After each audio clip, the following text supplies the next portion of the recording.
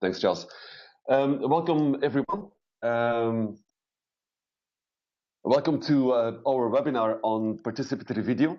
And I rehearsed this pronunciation for 2 weeks now. Participatory video, participatory video, participatory video. As any and all of our webinars, this is a fruit of a collaboration between GFAR, the Global Forum on Agriculture Research, who organize these webinars, and then with several of our partners and affiliated organizations and members of our GFAR communicators community. During this webinar, the man behind the scenes is Charles Plummer, who will manage the slides and the technical aspects of the webinar. My name is Peter Kezier, and I will be moderating your questions, and I have the honor also of introducing our speakers. Charles and I both work for the GFAR Secretariat, and we manage their social media and online media channels and outreach projects. As for every webinar, we are somewhere on our toes to see if all of the technical tools will work. We would have thought, we get the hang of it. This is our 15th or 16th webinar by now. But it seems connectivity and technology always continues to challenge us. Both Charles and I had some technical issues last night. I woke up from a nightmare at 4 o'clock this morning, only to find out my internet had died, for real. Anyways, it came back a few hours later. And then Charles WhatsApped me this morning at 9 o'clock, say, hey, I just arrived in the office. And he WhatsApped me screenshots from his computer in the office, which showed multiple hard disk errors. So right now, Charles is holding his computer together with shoelaces and chewing gum until this webinar is over. And to make things even more complex during this webinar, we want to test a new feature where we will display a video towards the end of the webinar. When we did this test with all presenters yesterday, we found that apparently the video doesn't show on all possible computer configurations, unless if you have the latest Flash version installed. Anyways, all of this to say, welcome amidst the technical challenges. Welcome to what must be our 15th or 16th webinar right now on participatory video. The idea of this webinar came about when 3 of our presenters today asked me if we were interested in organizing a communications webinar on participatory video. And as it worked out, just around that time, which was about a month and a half, 2 months ago, our 2 previous webinars were actually on participatory and collaborative communications, where we used communications tools not only as a goal, for instance, as advocacy or for public awareness, but also used them as a means where the communications tools themselves were used as a way to do more than just to create an end product, where the process you use to create the end product is at least as important as the end product itself. So during the last 2 webinars, we touched on the topic of participatory video as one of the areas, one of the ways to create collaborative communications. And as the participants in those webinars seemed interested in participatory video, we said, okay, here we are. We will create a webinar on specifically that topic. So our expectations are really high with our 5 young and enthusiastic presenters. And we have this webinar. But before we start, maybe a word on the logistics of this webinar. For this webinar, we're all connected through a service called BlueJeans, which allows everyone to see the presentations and to hear the speakers with a webcam. Feedback, tips, and questions should only be done via the chat box. So please keep your video and your audio muted, and keep it muted throughout the whole webinar. Otherwise, it will suck up a lot of bandwidth from everyone, and your background noise in your office might interfere with the speaker's audio. Even though we are a big group today, we had about 180 registrations for this webinar. I would still like this session to be as interactive as possible. So I do encourage you to send remarks, suggestions, and questions during the presentations using the chat box, the icon which you can find on the top right-hand side of your window. During the webinar, we will have one Q&A break at the end of all presentations. We reserved about 30 minutes for your interactions and your questions. So when you have a question or suggestion that pops up in your mind, even during any of the presentations, just type it right into the chat box, and then we'll go over them during the Q&A break. After this webinar, I will send you a mail with a link to the recordings of this webinar, a link to the large presentation file, and some links to websites or resources we might have mentioned during the webinar, or some answers to questions that we might not have been able to answer during the webinar itself. The structure for today's webinar is we'll kick off with Soledad, who will introduce a bit of the theoretical background of participatory video. What does the methodology entail? Why is it so effective? Then Nelson will pick up from Nairobi, introducing some of his participatory video success factors and the projects they've done with Access Agriculture, the organization he's working for. Then we switch over to Santiago de Chile for Juliet, introducing how to adapt participatory video to community needs, and where she will share her experiences on participatory video in Africa. Then we switch off to Nairobi and Denver to Shadi and Manon, who will introduce how to link participatory video to research for development objectives. And they will also share their experiences from participatory video projects in Nicaragua. And then we'll switch back again to Soledad, who will share her experiences or the experiences from Insight Share in Asia. And then by that time, we'll have about half an hour, 30 minutes for your input and questions, which we will pitch interactively to the presenters. So let's get the show on the road. Sorry that you might unmute audio and video at this moment. To kick off, allow me to introduce our very first speaker, Soledad Muñoz, joining us from the UK, who will give the generic introduction of participatory video, the process, and will touch on some of the challenges and solutions. Soledad, or Soli, is the head of participatory video for the M&E program at Insight Share. Soledad specializes in participatory communications with particular skills and experience in deploying participatory video in international development. She has over 9 years experience researching, planning, and implementing numerous participatory video projects with a strong understanding of the application and potential of the tool in a range of contexts.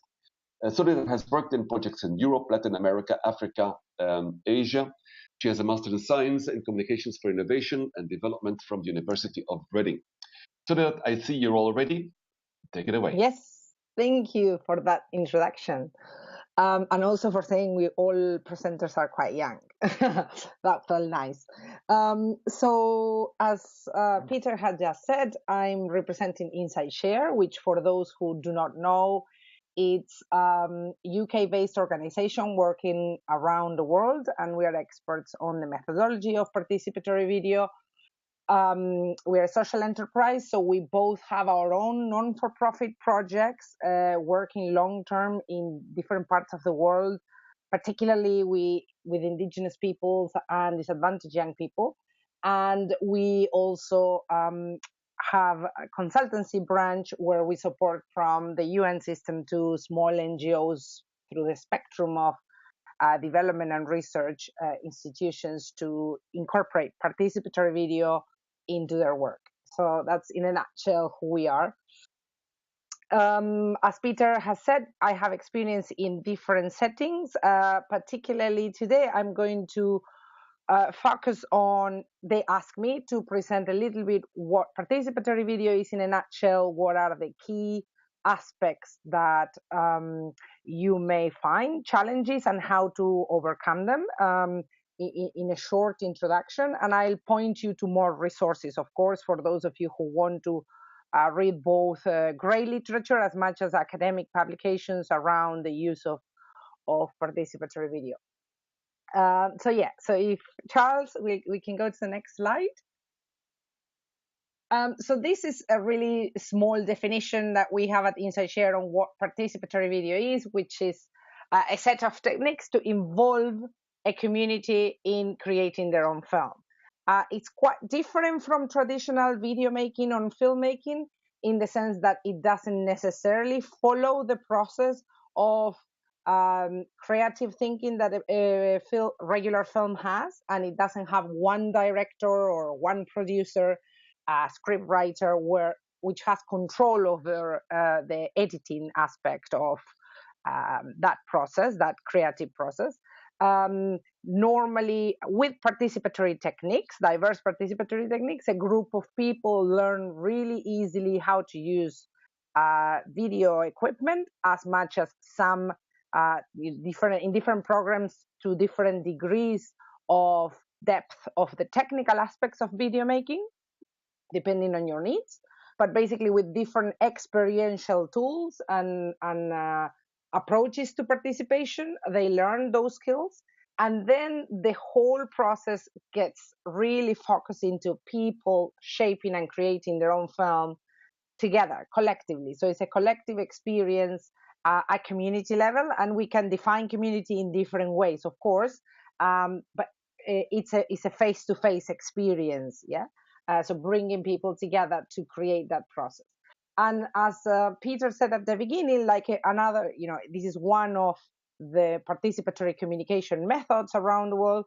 You create through the process an intervention in itself. So it's not just about creating the video output, which of course can have different aims and objectives, but also the process in itself can have different goals and aims to support a community through something specific. So the next slide. So what we're going to do is, because they asked me both to introduce and discuss a little bit challenges and solutions, I thought it could be interesting to address some of the key components of a regular participatory video process that you may be able to use in the future, and what are some of the key things that you have to have in mind, and things, potential solutions that you can think about in that process. So the key part initially is that you will have to identify a group of people who will be what we call your core team. Like in many other participatory processes, you have to understand who participates, yeah? And how to make sure that the people that you want to target are being included. So one strategy is identifying from the community the people who you really want to involve, and different representatives to be part of that core team. For example, a balance between gender or ethnic backgrounds or age, different aspects that are important for you in that core team. Those people normally is really important if they are able to access other people in the community. So a little bit the gatekeepers of those groups, for example, women, young people, children, elders, as much as, for example, different ethnic backgrounds or languages, if it's in a region that people speak different languages. The next slide. The next aspect is so those people are being trained using participatory methodologies and games to create the film, and they practice their skills, but the key aspect is how to generate a collective narrative with them. And that can be done in multiple ways. Those of you who know about participatory learning and action methodologies, you have lots of different techniques to support people brainstorm and discuss ideas you can use as a step in this process. But one tool you can use is, for example, a storyboarding. At Inside Share, at least, we tend not to use a script writing because it excludes a lot of people who do not know how to read and write. So we do most of the activities with drawings. So you could do a storyboard, you could do a participatory map of the community, or other methodologies like River of Life. There are different exercises that can help people create a narrative collectively and create a little bit of consensus building around which issues they're going to focus on.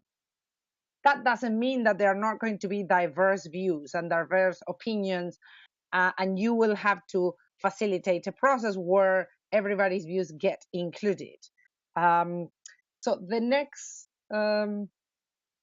slide. So for that purpose, to make sure you'll have diverse points of view, and you can deal with different power dynamics, both inside the core team as much as in the community in itself.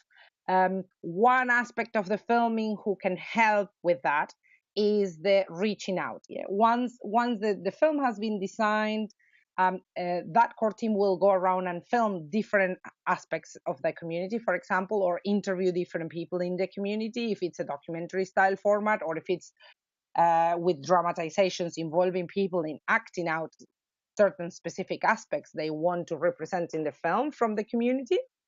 That's a space where people can involve others and challenge different people's views, and also bridge divides that normally people who wouldn't necessarily sit with each other to talk can create those spaces. For example, young people with elders in communities where the young voices are not necessarily always heard, or women with men in communities where that dialogue that doesn't always happen, and men tend to be the ones who speak publicly.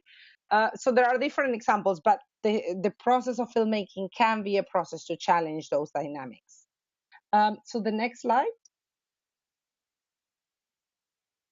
Um, the other key aspect you have to have in mind is that through this process, the main aim is self-representation. If we would want to have editorial control, then you wouldn't go for participatory video. Then you will go for a normal video making process where the communication team is designing and thinking through a narrative and then filming it. In this case, because it's done by the community, one of the aims regularly is self-representation. So the process allows people to think through how they want to represent themselves, to whom, think of audiences and aims for that video. Although you can have, of course, some prerequisite objectives at general level for that project, like most projects have, but definitely giving space for community members to choose how to do it, as much as think through if which are the audience they really want to target in that process. Is the community their neighbors? Is a neighboring village? Is the decision makers in their community, or national level, for example, or researchers in an institution, they want to communicate their point of view on a specific topic. So there are different audiences, but that's quite crucial part of the process. Yeah, the next slide. So another key component is that throughout the process, if you are keen or interested in both the research or the advocacy component of a participatory video process, and you want to bring in decision makers, this is a tool that will potentially open doors that normally people wouldn't have access to, especially regular people. And it can be really powerful to support a community group to go and film a decision maker position on a specific topic, in, for example, a new agricultural policy or climate change policy. And it can be both at local level, national level, depending on, of course, the people you need to involve in your project. So normally doors that are not always open, specifically because obviously we know those people are really busy. When a process like this unfolds, normally those doors get open more easily. And that also can potentially allow more engagement later on from those decision makers in, for example, a screening or a gathering or an event afterwards, or again, the team visiting them to show the final video and discuss implications. Yeah. The next slide. The other key important thing in the process is, once all the footage has been gathered by the community members, is really key that all the steps remain participatory. It's really easy to think that after people have created the ideas and then film the footage, that's it, that's the participation. The editing process of selecting footage and material is also crucial for people to feel ownership of the output. So you can do that in really different ways. If there are constraints in time and resources, we have developed at InsideShare some methodologies for participatory editing what we call paper edit, using flip charts and post-it notes or other cards to help people identify, log all the footage, and choose what kind of footage they want to use, where in a timeline that is made of paper. So they can take all the editorial decisions, and then you or whoever is supporting you with the computer editing put it together in the computer. That would be, in a nutshell, a simple process where you don't have a lot of time or resources to build capacity at community level.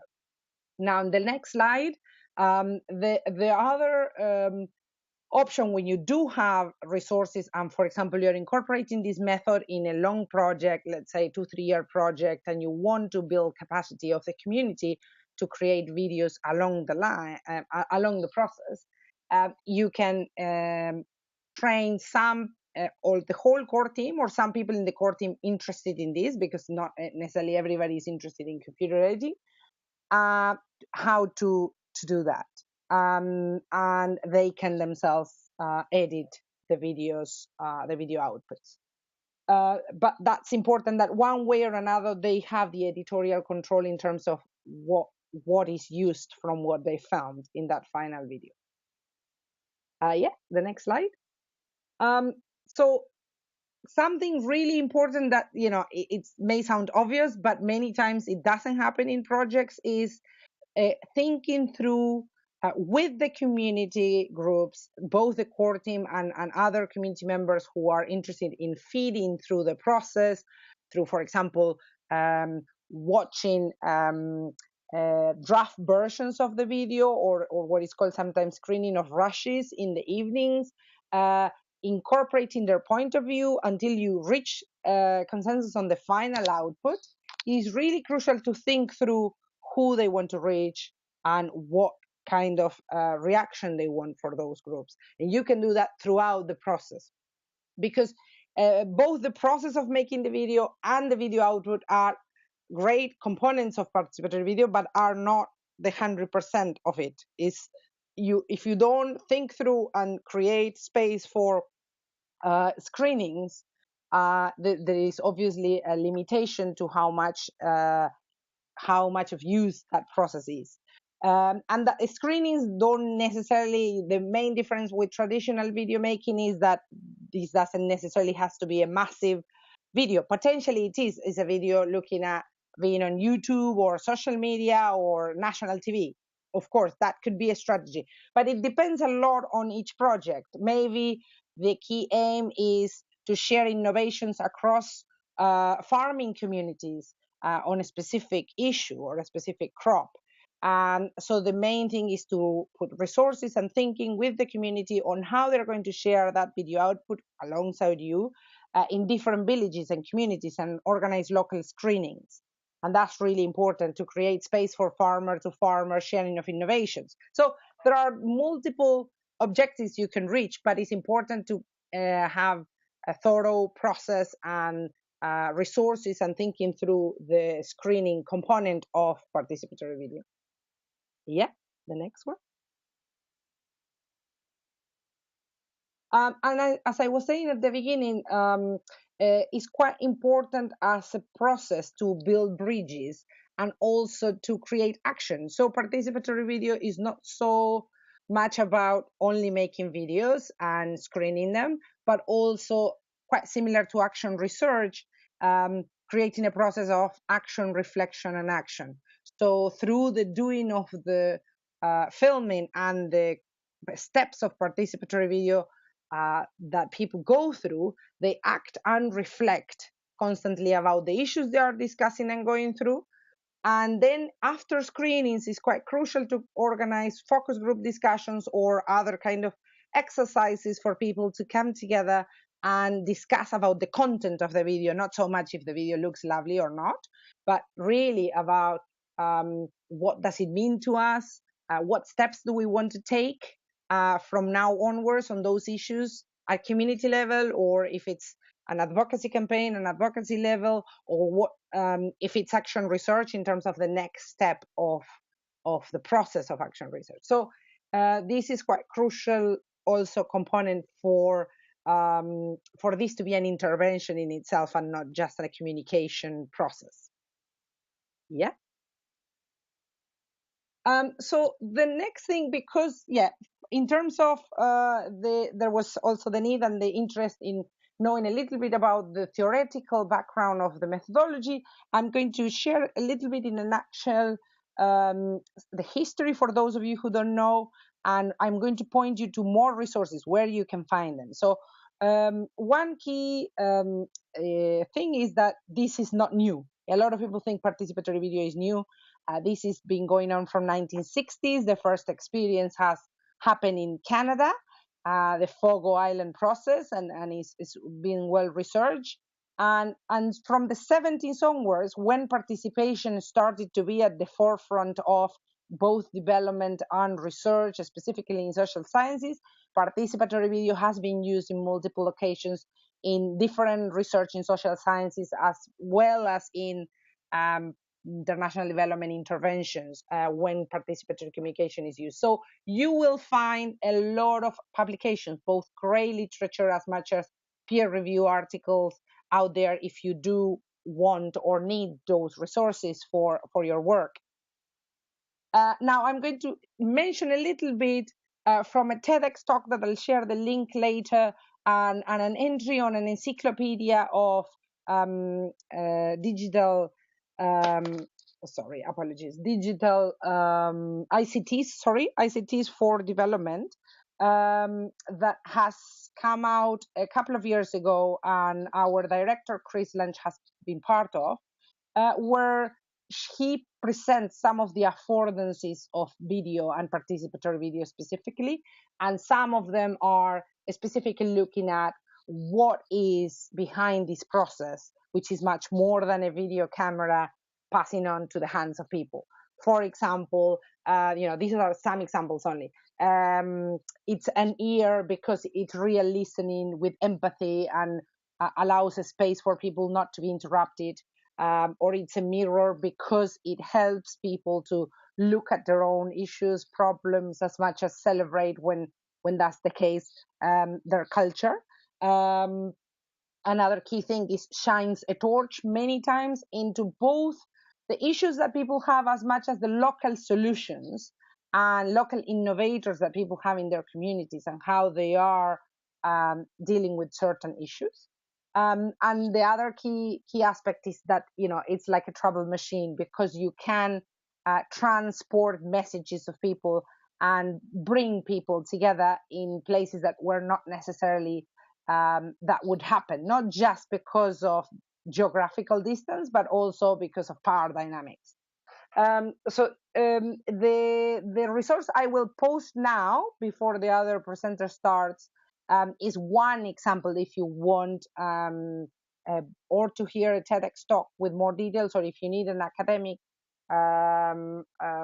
entry, I'll give you this from the Encyclopedia of ICTs, which is really a really good one for you to start if you don't have some basic understanding of but as I said, there are quite a lot of resources in ESAShare website. You have as well a lot of publications that are great literature, like the handbook into participatory video, and we have a rights-based approach to participatory video toolkit and community screenings guide. So there are a lot of other resources you can access from our website. So Peter, I pass on to you again. Thank you, Sole, for the introduction. We have a bit of questions already coming in from the audience. I see, Charles, you had something? No. Okay. We're switching now from the UK to Nairobi. Joining us from Nairobi is Nelson Ojijo. Nelson will highlight some of the PV success stories by using Access Agriculture's experience. Nelson, if you could unmute your audio and your video at the moment. And let me see if you're ready to go. Nelson Ojijo is studied agriculture science, food enology at the University of Nairobi. and obtained a PhD from University of Tsukuba in Japan. He has over 20 years experience in agriculture research in Africa, Asia, and the Middle East. He set up the Performance Contracting and Appraisal Directorate at Jomo Kenyatta University of Agriculture and Technology in Kenya, and was the technical lead for capacity development at the Forum for Agriculture Research in Africa, FARA, based in Accra, Ghana. In 2017, he joined Access Agriculture, a partner in GFAR. I see you're all ready. Nelson, please go ahead. Thanks, Peter, and for a very wonderful introductory remarks coming from Soledad there, basically on participatory videos. We'll zero in on Access Agriculture's experience on participatory videos, and we recognize that videos play a very important role in development, particularly agricultural development. And at Access Agriculture, we do what is called farmer-to-farmer videos. And for nearly 5 years now, we've been playing a very critical role of helping farmer communities around the world to access agricultural knowledge in form and content that relates very closely to their own context. And our value proposition is enabling global and local access to quality multimedia in international and local languages for agricultural practitioners. And in this era of pluralism in agricultural extension, videos occupy an important place because for one, they can ensure consistency in content as information is conveyed from intermediaries to end user or from end user to end user. This is not the case with traditional extension methods like farmer field schools, for example. And technology adoption is basically a change process, and videos are very suitable for instigating social learning and change. For example, in employing the power of imagery, emotions, and homophily to better influence end user adoption of improved production and post-harvest practices. In this slide, these are the steps in making farmer-to-farmer videos. As you can see, we engage in fact sheet writing, and then we validate those fact sheets with farmers in the field, and then script writing, video shooting, and then editing. So these are the key stages that we undertake in developing farmer-to-farmer videos at Access Agriculture. And you can see that we employ both participatory learning and action research, whereby farmers act as very key in the video production process. And of course, we infuse indigenous knowledge and scientific knowledge in a knowledge co-creation process with farmers. And we also involve practical examples of farmer experiences in order to allow for a diversity of possible solutions to farmer problems. Next slide, please. So you can see that Access Agriculture's farmer-to-farmer videos are participatory in nature, and this is because farmers assist with initial research in developing strong scripts which are written based upon their own experiences. And then once developed, the scripts allow easy translation of the videos into many different languages around the world. And during filming, farmers mediate, that is, they're actually involved in the video shooting process by describing their relevant experiences on the particular topic. And farmers are also given opportunity to demonstrate the different techniques they are familiar with. And this, as we have said, allows for knowledge co-creation, and that helps to tailor-make solutions to farmer needs. Next slide, please. This is just an illustration of some of our partners that we have engaged in video production. And you can see the number of countries in which we are operating: Bangladesh, Benin, Egypt, India, Iraq, Kenya, Liberia, Malawi, even in Uganda. Next slide, please. And Access Agriculture works with a large network of extension and communication professionals and enterprises to encourage and promote the production, translation, and distribution of farmer-to-farmer videos, both in local and international languages. The two main dissemination pathways that we use is the Access Agriculture website and also through our AgTube, which is the agricultural equivalent of YouTube. We also disseminate information on our videos through social media.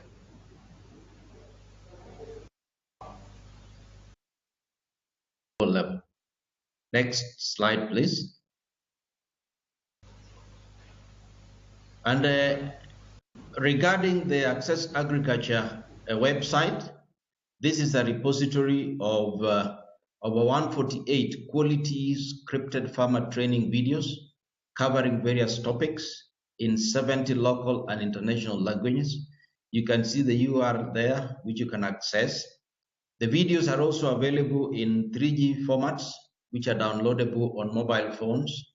They are also available in DVDs and CDs and audio formats for airing on radio stations.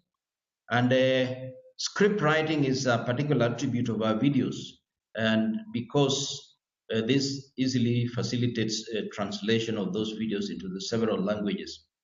And then, of course, these videos and audios are freely downloadable from our website.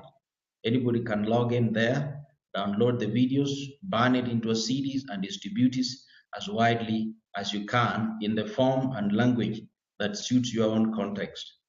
And in that regard, within less than 4 years, we've had over 100,000 visits to the site, which we think is not a very mean achievement. The next slide. And this just shows you the global distribution of access to the Access Agriculture website. And we have various stakeholders, NGO staff, private sector, extension workers, teachers and farmers, all downloading, accessing and downloading our videos in various parts of the world. You can see that the greater portion of access is from Eastern Africa, West Africa, Southern Africa, and Western Europe, and of course, Central Africa and South America. And next slide. AgTube is our other distribution channel, and as I said, this is the agricultural equivalent of YouTube. And here we allow uploading of non-scripted participatory videos showing local innovations. You can also download project success stories, also videos for policymakers. What you do is that you just need to log in and register, and you can be able to start downloading your videos. But of course, we vet the incoming videos just to ensure consistency with what the platform is trying to advocate. And next slide. And these are just pictures showing various partners in various parts of the world. On the top right, you can see a green farm video van there, all the way in Ghana. If you lift up that lid, it's a package of a generator, a projector, everything that you need to show a video in a rural setting. And this is one innovation that a young agricultural graduate has undertaken and is really farmers in remote locations in Ghana and affecting the way they do agriculture there. And you can see various settings where videos can be shown with the rural folk there. And you can also sell these videos. You can burn them in DVDs and sell them and distribute them as widely as possible. Anybody can show these quality videos, whether you are a specialist research agency, an extension staff, local entrepreneurs, and other people along the value chains. Even those involved in cable TV as well as radio stations can be able to show our videos. The next slide. This is another example of making videos accessible to youth and women in a rural setting. This is a video display during the night.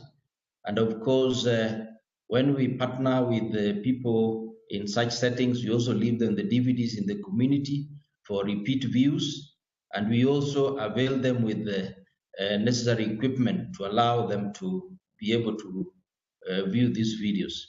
Next slide. No, the previous one. Previous slide. Okay.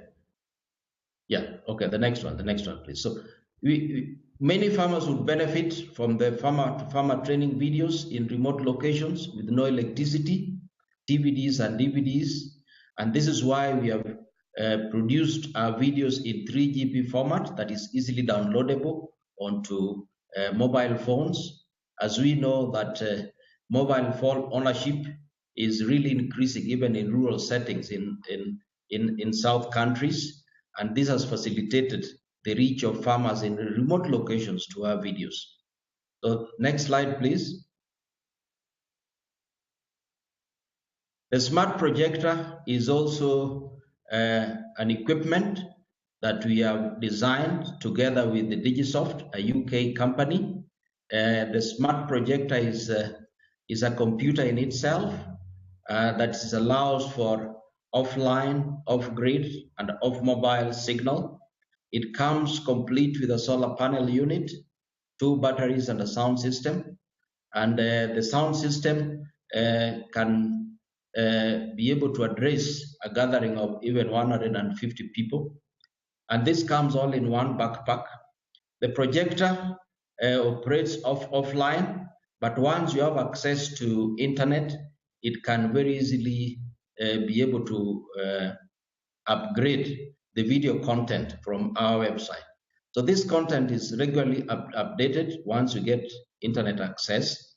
And so far, progress on the ground indicates to us that this is a very, very popular invention that many people are now accessing to be able to show videos in very remote locations. The price is not much, roughly around 2,000 euros. Then you get the complete pack. Next slide. And then currently over 1,000 extension service providers are using our videos hosted on our video platform to strengthen their training. And partners have so far distributed more than 70,000 multi-language DVDs to farmers in various villages around the world. Also, our quality videos are being broadcasted by TV stations in over 10 countries. There are also innovative partnerships with agricultural banks. In Kenya, for example, we have an MOU with Equity Bank to be able to disseminate our videos in various locations and also to translate the videos into various local languages. So far, over 1 million farmers have been reached in Africa and Asia by the Access Agriculture Farmer-to-Farmer videos. The next slide, please. In Bangladesh, for example, farmers who watched videos on conservation agriculture have been motivated to experiment with the innovations that they saw, and this has triggered other institutional innovations, whereby the local people have provided funds to invest in new machinery. In Benin, for example, videos have been shown on rice parboiling, and so far farmers, ever since they watched the video, have gathered together, formed a video viewing club, and they're introducing more farmers into this, and thereby encouraging wider community participation in video viewing, and thereby resulting in better parboiling practices. So far, we realize videos are better than farmer-to-farmer extension for conveying news and scientific knowledge and local innovations based on reports that we are getting from the field. Next slide, please. In terms of challenges so far that you have encountered with our farmer-to-farmer videos, there are certain institutional impediments to cross-cultural learning. Many decision makers believe that, for example, a video that is produced in Bangladesh cannot be viewed by African farmers. But our experiences on the ground points to the contrary, in that farmers are very ready to adopt the videos, what they see in videos produced in other cultures. And this kind of has promoted very effective cross-cultural learning across many communities in Africa and also between Africa and Asia. We are also encouraging others to invest in translations to help farmers understand better, but this is also sometimes a challenge because of perhaps the costs involved in translation. Also, tracking the use of and benefits accruing from our videos has so far been fraught with some challenges because the feedback loops that we have so far have not been very effective. But we are working on this by developing online provisions whereby those who are accessing our videos can provide us with feedback on some of the benefits that they have derived from using those videos. And of course, a typical video will cost something in the order of around 5,000 US dollars, which is not very cheap. So, of course, this is a constraint. We would like to produce as many videos as possible to help farmers everywhere, but this high cost is a hindrance to some degree. The next slide. In 2016, Access Agriculture received a gold award in the innovation category of the Clarion Awards, which was presented in London. And this was basically because the website features farmer-to-farmer videos in local languages. This was singled out for the imaginative way in which videos of value can be accessed by the target audience, either directly or through extension staff. So we've been in existence only for 5 years, but our influence is being felt in many parts of the world, mainly because of our distribution channels through the website and also through AgTube and also through DVDs and CDs that we avail free of charge. Thank you all very much. Excellent. Thanks, Nelson. And it's nice to see the success story of Access Agriculture and the recognition for this. Thanks. We can go on mute now. Judith, you're up next, so you can unmute your audio and video. We'll pass the floor now to Judith Breslow, who joins us from Santiago de Chile, who will share her experiences in adapting participatory video to community needs through her hands-on work in Africa. Judith has worked with farmers and rural communities internationally for the past 10 years. Judith holds a master's in horticulture and agronomy and another in international agriculture development. She has a diverse background of skills ranging from soil management and agriculture extension to international development. Judith conducts interdisciplinary and participatory research, in addition to leading effective and engaging communications for development and knowledge sharing. Judith, over to you. Thank you, and thank you to both presenters for setting a nice stage. And I'm going to continue. I don't have video access right now, so you'll just get to hear me and see the presentation. I'm going to continue discussing some specific examples in the Sub-Saharan Africa region and in the context of how to adapt the participatory video process to community needs and also project needs, since many times the funding and ability to do these video projects comes from donors who have specific objectives. All right, so next slide, please. So talking about different kinds of projects, I'll give a bit of setting the scene of the different types of projects that the video processes I facilitated were funded by and the context that allowed the video processes to happen. They were agricultural research for development projects and funded by international donors.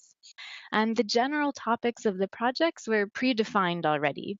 which meant that the at least general setting for the videos was already somewhat predefined before engaging in the specific process with the communities around agricultural and natural resource management and the impacts of this on farmers' livelihoods and ecosystem services. So that's quite broad. And something that often in the beginning I was very worried about limiting participants' scope of videos, but it's actually quite useful to have some kind of range of topic matter to work within that then the participants drive themselves. But I'll talk a bit more about that later. And then another very important element is working closely with local project partners. So I did this work while with CIAT, the International Center for Tropical Agriculture, and while being based in Nairobi. But the important part of making these projects and the videos happen was the partnerships in the countries we were working in Ghana, Kenya, Malawi, and Tanzania. And also to recognize that the community and agroecological contexts that the projects were working in were quite varied. So it was a lot of iterative learning from each video process in the different project and community contexts. All right, next slide. And then it was important to define, and I'm sure those of you are interested in potentially using participatory video, the objectives of the video within the project and understanding the constraints that the project has, for example, some sort of predefined topic or subject matter. And the objectives within these projects that I was working in was to really help facilitate bottom-up participation in the research process, to really include the voices of the farmers and the community members who ultimately the projects were interested in understanding how behavior change can happen in these communities and what are the best types of interventions that donors can invest in. And to do that, we're also interested in revealing some of the group and community power dynamics, as well as some of the dynamics across the wider landscape. Sole mentioned that sometimes participatory video provides an opportunity to challenge some of the dynamics that exist within groups and communities and to open some spaces and bridge some gaps. So that was something that from a research perspective and some implementation perspective we were interested in these projects. And it also allows an opportunity for the farmers and community members to critically analyze their environment, the physical environment, their social environment, and identify the problems and constraints that they are facing and some of their own ideas for constructive action, opportunities for individuals to take actions and for groups at different levels to take actions. And also to provide a way to communicate in many different directions in a research context that sometimes isn't really an option. So the video provided that kind of platform for a lot of multi-directional communication and feedback. Next slide. And then it's important to understand the context, the communities. So in these projects, participatory video was never the first activity that we did, which is really important. You learn a lot about a community during the video process. However, I think it's very important to come in with an understanding from the partners themselves, but also if you're coming in a facilitating kind of role, what are the major issues facing the community? What kinds of individuals live in this community? What are some of their needs and interests and some of the history of the place? And so that can be done by doing your own kind of research, but also having already met with and had some relationships with the communities and some of the individuals and leaders in those areas. We were working in rural agricultural communities with farmers and understanding that time is one of their most valuable resources. So that was another element of challenge to understand, well, what kind of duration can this process have to respect farmers' time, but also engage them in a meaningful way in the process? None of the participants that I worked with in these 5 video processes had any previous experience with video cameras. So you can really they can really learn in a short period of time all the skills they need to produce a video, which is a really fascinating and exciting part of the process.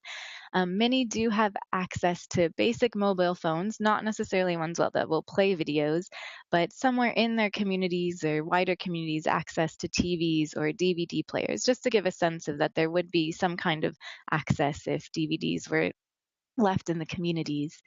And often many of the participants are unable to read and write. As Sole mentioned, there are a lot of different techniques you can use to still include and have people be very active in the process with drawings and acting. And the entire process was facilitated and translation with the local languages.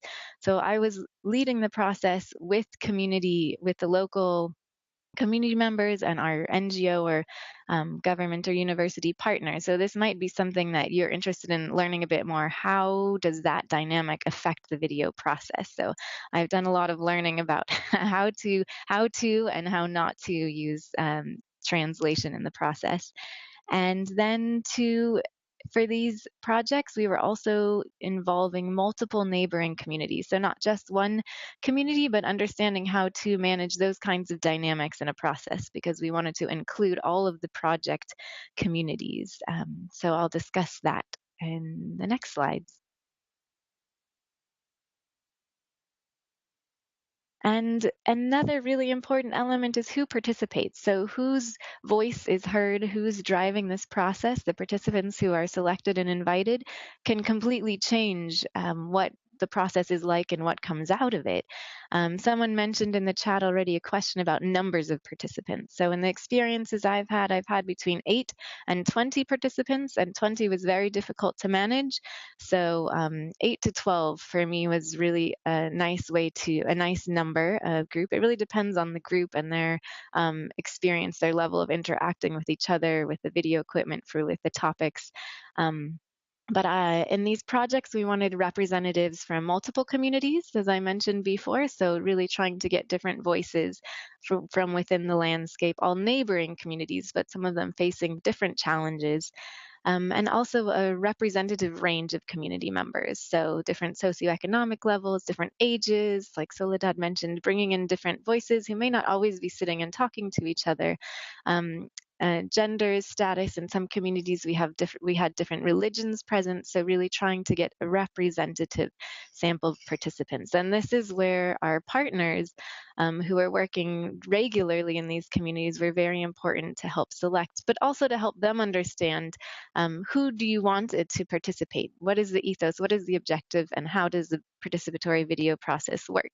Not just saying, oh, we want X, Y, and Z people, please bring them for the participatory video process. It's much better if you're not selecting on your own, that your partners understand this element when you're figuring out who you want to invite to be part of the process. All right, next slide. So I adapted the Insight Share methodology after going to attend one of their trainings, which is very helpful if you really want to dive into participatory video, to a 6-day process. And this was done in an iterative way after testing in a couple different project sites. How much time can farmers really commit to it? It's really sort of most of the day for 6 days to get the learning and to have the really rich discussions to as a collective decide what story they want to tell, how they want to tell it, and to whom. And to decide which activities made sense in those 6 days to really learn the video techniques. And some of the learning I had was that in these community contexts, in the sub-Saharan African countries, role-playing and dramatization activities were very popular for really getting some of the stories and the ideas out, but also during the videos themselves. It just made a lot of sense and they were culturally appropriate.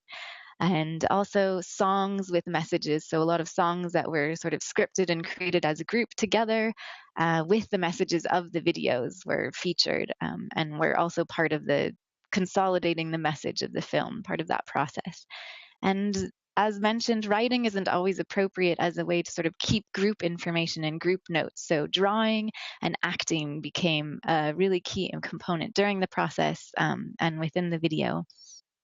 And the participants throughout this 6-day process really supported each other to learn together. So there's learning on a variety of levels about how to use the cameras, how to tell the story they want to in a time period that is short for a lot of the participants. In 10 minutes, how can you pull all of this ideas and video together? So that's a whole other challenge I can talk about if people have questions.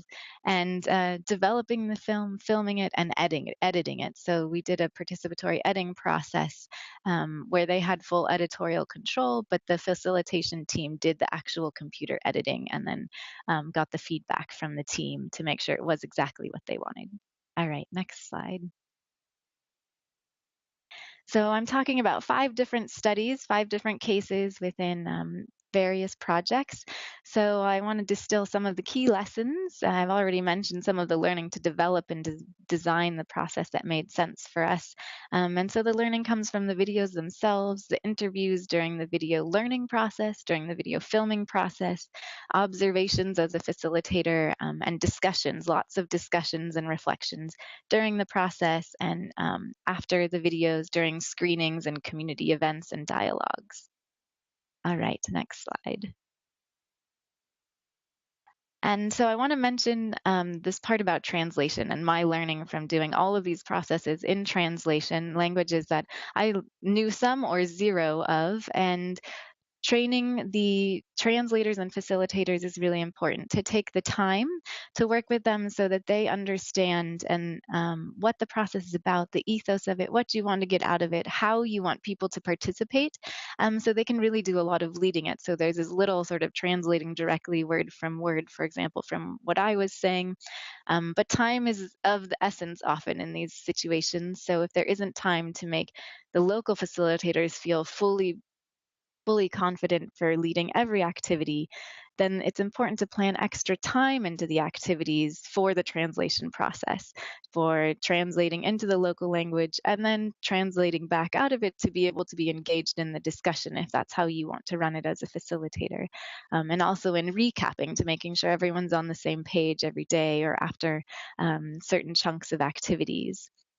And then translating on a level of translating ideas into ways to capture them so people can review them. So using drawings, oftentimes using some words, but then making sure that drawings were always accompanying any words that were there, because in every group I helped facilitate, there were many individuals who weren't going to be able to read the notes, even if they were written in the local language. And then using acting as well, and part of the recaps and singing, and part of making sure everyone was on board with the messages, that everyone felt comfortable, building the consensus, and making sure the knowledge was, everyone was being able to refer to the knowledge that the group had learned together from previous days. All right, next.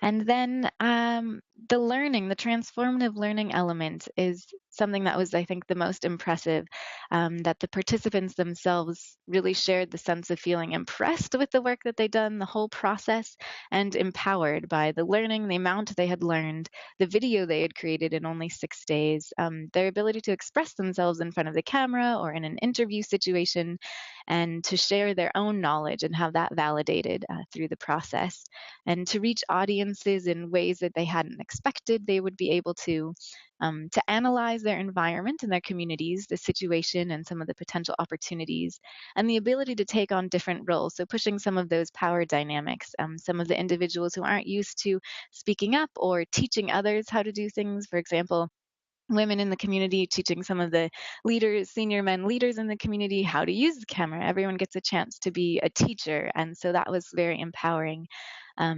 And there's a quote from a farmer in Malawi saying that even on the first day after a series of activities, she could use the camera. She was the one who knew how to push the buttons, what to do with it. So that for her was really impressive. And then in the end, made a video she was proud of.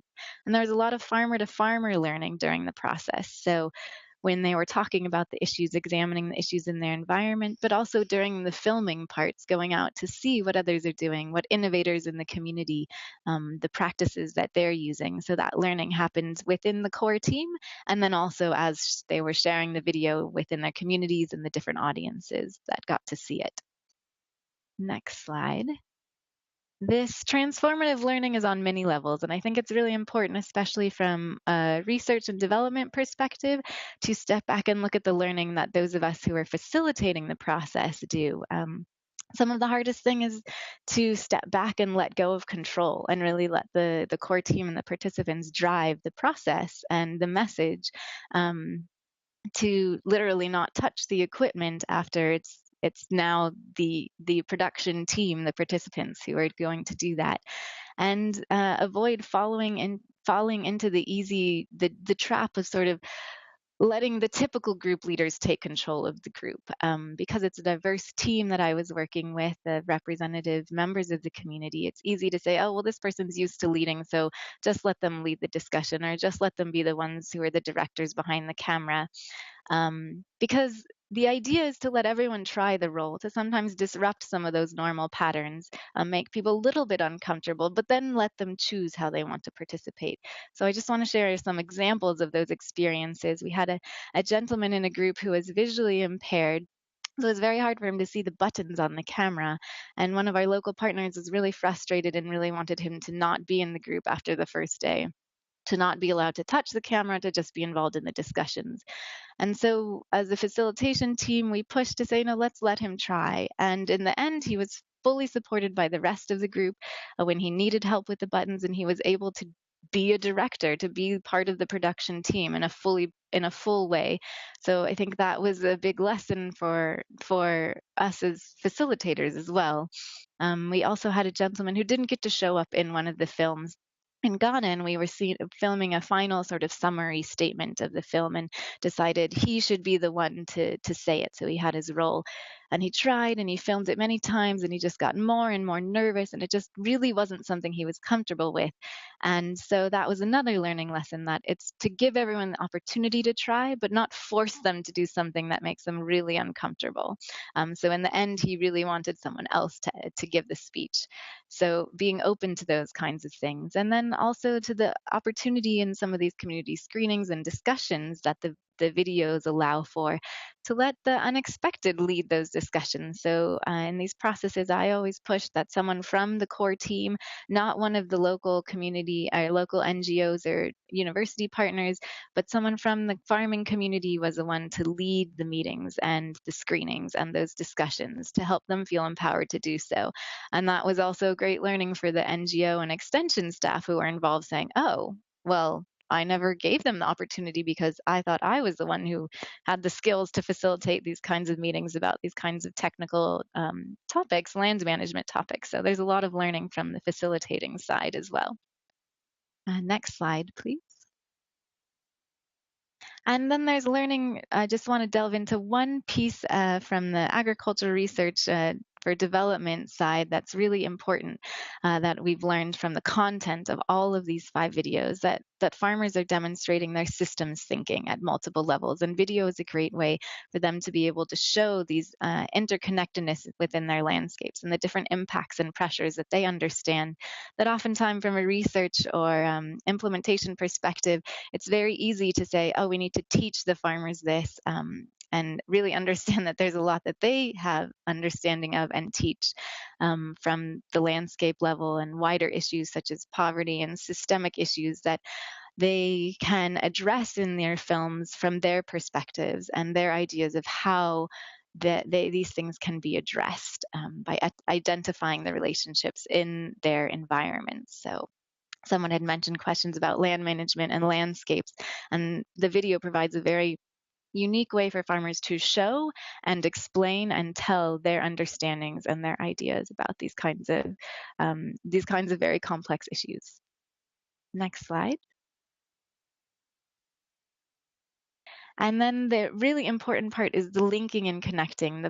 I find it really important, the process more than the actual product, but the videos themselves and the discussions that come after the videos have been approved and by the communities to be shared more widely can include all kinds of actors, those that the participants choose. So we worked with lots of district community committees, agriculture departments, traditional authorities, some local radio and TV stations and NGOs to open the door to the discussions, to bring the farmers' perspective really to the table, to have them be part of the discussion, their voices literally at the table in the meetings. And then providing a space for some group brainstorming for the actions that they see as important to take as communities, whether they be local or broader at a higher level. Next. And in conclusion, this PV process that we've adapted and used in these different agricultural for development projects allowed farmers to take control of the dialogue, to decide what kind of change they wanted to advocate for, or interesting techniques they wanted to share. And for transformative learning for the participants on all levels, those facilitating and those in the core team, as well as the community members involved, and for farmers to demonstrate their systems thinking and understanding of their world and potential ways to address some of the challenges they face. And in the end, from the research and development perspective, to feed into really locally relevant and locally desired kinds of interventions and activities. And the farmers themselves in all of these processes really hope that their videos can serve to inspire the kind of action and cooperation towards safeguarding their ecosystems and their food security, which is one of the main things that came out in their videos. Next slide. And this wouldn't have been possible without all of the help from the partners that participated and the donors to make these videos possible. So thank you, Asante, Zikomo, Npoya, and Barca. Those are all of the local languages that we filmed in. And thank you. And on the next slide, there are some links and resources, and I'm happy to share any more information that people want to know about. Thanks. Excellent. Thanks, Judith. Manon, you can unmute. You're up next. Judith, interesting to see how much is involved actually in the process rather than the filming and the editing and the technical part. Really nice overview. A reminder for everyone, drop your questions in the chat box.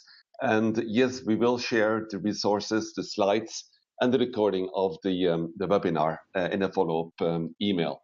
And I know there's a lot of resources which are being displayed on the slide, so you'll have access to all of them, plus the extra ones that have been coming up in questions during the webinar.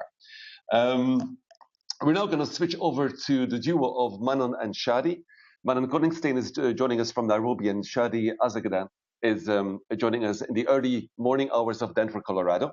They will highlight participatory videos adaptability to a variety of research for development objectives, such as gender empowerment objectives, learning and economic and environmental objectives. They will bring their experience while working with participatory video in a different continent, in Nicaragua. Now, Manon Koningsteen specializes in the use of participatory video in the field of agriculture research for development. Working on gender-sensitive projects and methodologies, as well as celebrating rural, indigenous, and local knowledge through participatory tools. With experience working in CGR, she is now the founder and director of Seven Communications, an agency specialized in communication for social change. She has a European Master in Intercultural Communications from Utrecht University in the Netherlands. She will be joined in this part of the presentation by Shadi Azadigan, and I hope I pronounce this well, Azadigan. Shadi is a cultural broker by nature and a language and communication specialist by profession. Her academic and professional experience include developing and applying participatory action research methodologies and tools, and contributing to multidisciplinary efforts aimed at tackling development challenges.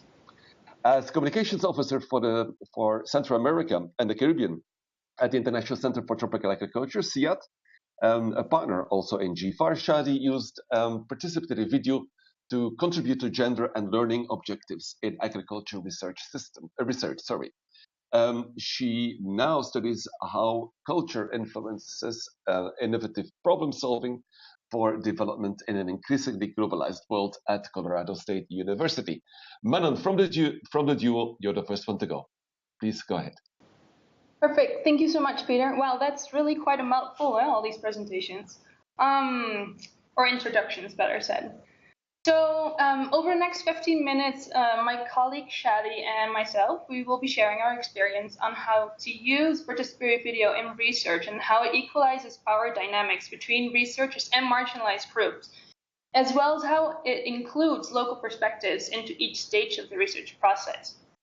So one of the advantages of the methodology is its adaptability to a lot of different research contexts and the way that it can be used to support different research objectives. Can I have the next slide on? Perfect. And actually, I think we're already through the next slide. Sorry about that. Yes. So we will do so by sharing our participatory video experience in the Department of Esteli in Nicaragua. CIAD, as mentioned before, which is the International Center for Tropical Agriculture, conducted an agricultural research program in the center-north region of Nicaragua. And its objectives range from productive, economic, and environmental objectives to learning, innovation, and gender and youth empowerment. So we were particularly interested in aligning the participatory video project with the program's learning and gender objectives, but we also wanted to collect information that would support the program's productive, economic, and environmental objectives. Okay, so we stay on this slide because I would like to explain a little bit and give a little bit of background information on Esteli. So the Esteli municipality is located in the center-north region of Nicaragua. It's a region that is really quite poor, despite its richness in natural resources. It's known for coffee, livestock, and staple crop production, but it struggles with inadequate farming practices that are putting excessive pressure on the region's natural resources. It's an area where we find complex gender dynamics, much like the rest of the country of Nicaragua. It's the area of particular struggle is the women's access to land and other productive resources, and as well as their participation in decision-making processes. However, one of the region's strengths is that it has a strong presence of local development organizations. So La Fundación Entre Mujeres, which is known as FEM for short, is one of these organizations, and they were our partners in implementing this participatory video workshop with 12 young women who are part of their Young Women's Education and Empowerment Initiative. Next slide, please. So these are just some images from the work that we were doing in Esteli. Can we go through the next slide? Thank you. So as I mentioned before, the participatory video workshop was mainly aligned with CIA's research programs, learning and innovation, and gender and youth empowerment objectives. So let me just explain a little bit more about these objectives. So the learning and innovation component was aimed at promoting best practices and building innovation capacities in Nicaraguan farmer communities. And the gender and youth empowerment component was aimed at transforming the position of women and youth in the social structures of Nicaragua's farming communities, to make sure that they would have access to benefits generated through that research. And at the same time, by collecting relevant information, the workshop supported program objectives linked to livelihoods improvement, which included achieving higher incomes and improving nutrition for farm families, and sustainable intensification, which was linked to increasing farm productivity and environmental conservation. We can go to the next slide, and I will hand over the word to my colleague Shadi. Let me just mute myself.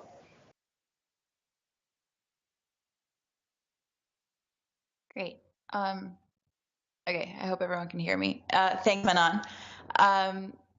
So I will now expand on how the different parts of the participatory video process informed and supported our pursuit of the program's different objectives.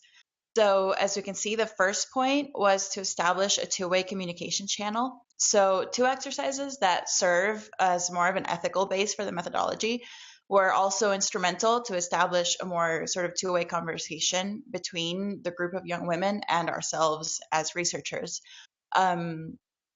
So at the start of the workshop, we have the group agreement exercise, and this encouraged all of the group members to participate in setting the ground rules that would guide the workshop so that everybody understood that they had a personal responsibility to uphold this collective agreement. And then shortly after that, we had the informed consent exercise, and that what that was meant to do was to emphasize to the young women that they were the sole owners of the content that they were creating, and just to give them back the power over how their voices and their contributions were going to be used. So these exercises were the foundation for striving for a more equalized conversation, and just to encourage learning and empowerment within our the development conversation that we were trying to establish with them. Next slide, please. So next, we aligned the experience with the program's gender and learning objectives. So once the conversation was established, the remaining exercises try to make the most of that conversation to generate and to collect information that would contribute toward the program's gender and youth empowerment and learning and innovation objectives. And the combination of activities in the methodology created quite a fertile ground for both individual and collective learning and innovation. So as individuals, the exercises encourage participants to try something new, and it gave them confidence in their ability to master new skills, to take on leadership roles, and to influence change.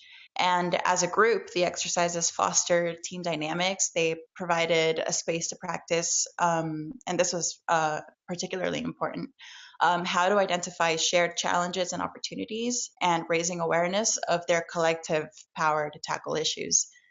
Next slide, please.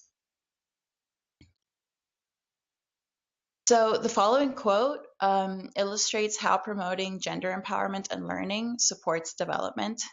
This was by a participant named Ima, and she described how learning new things impacted her empowerment and how these impacts manifest in her daily life. So she said, as women, we have great potential, and sometimes this is not so visible to us, but we set goals, we have dreams, and we work hard to achieve them. I love myself, and I feel capable when I believe in myself, in my potential, and in my capacity. I want this experience to serve as an inspiration to other women in our communities. Why not experiment with new things? This is how we transform a person, transform a community, transform a country. It gives us courage to pursue our vision as rural women, to produce quality crops and position ourselves in the market, to increase our production and our earnings, and to have control over our activities and our resources. Next slide, please. So next we have how the experiences supported the program's productive, economic, and environmental objectives. So the participatory video methodology also has a set of exercises that are designed to collect relevant information that can support other types of objectives. For example, there's the information flow map, the village resource and use map, and the wealth and vulnerability ranking.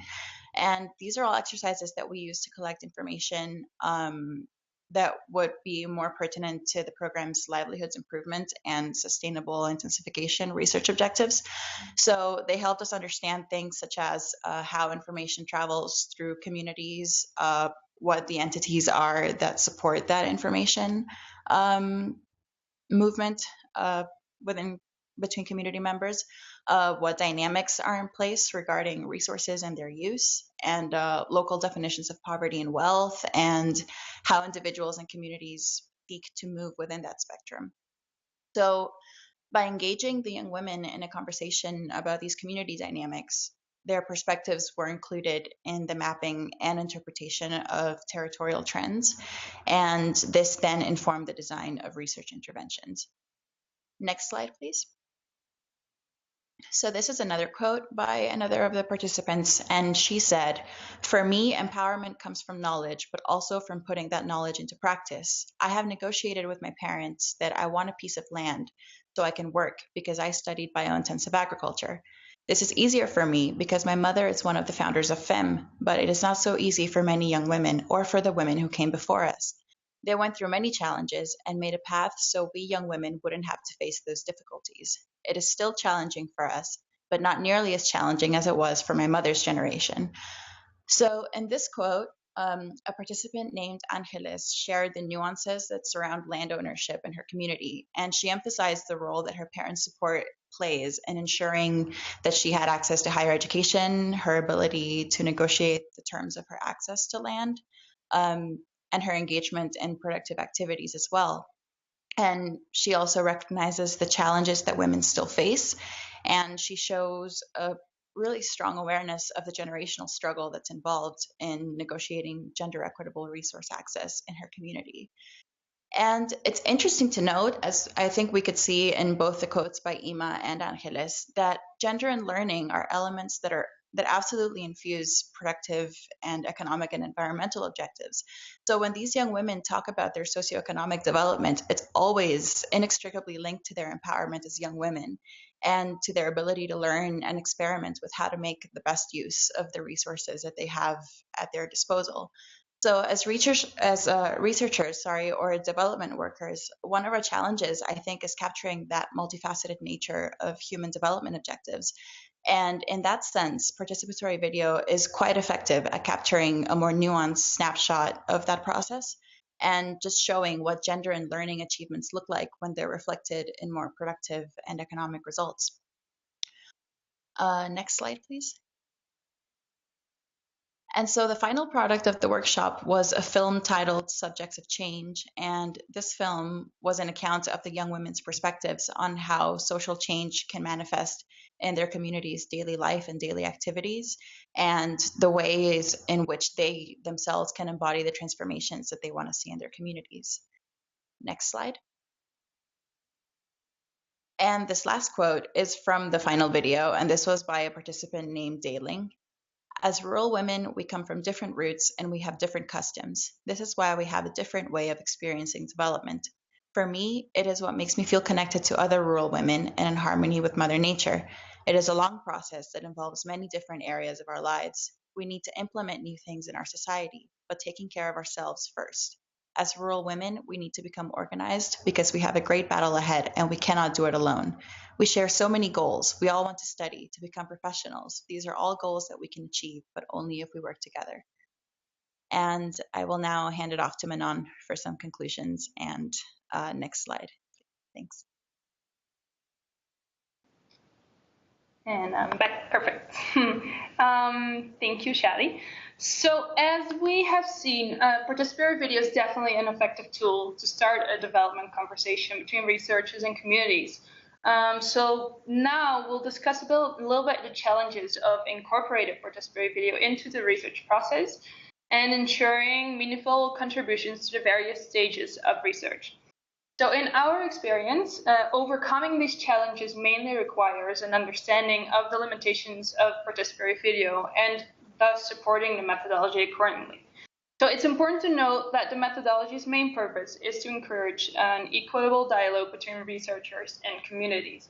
So participatory video will effectively open up a space to begin and to nurture this dialogue. And there are activities that will take this dialogue as a starting point. However, they are ultimately separate tasks that require separate approaches. So this includes activities such as scaling the results of that dialogue, channeling the results of that dialogue to feed into and support research objectives, and expanding the reach of those results to strategic audiences. And therefore, follow-up methods and tools are needed to package this relevant information and present it to target audience. Next slide, please.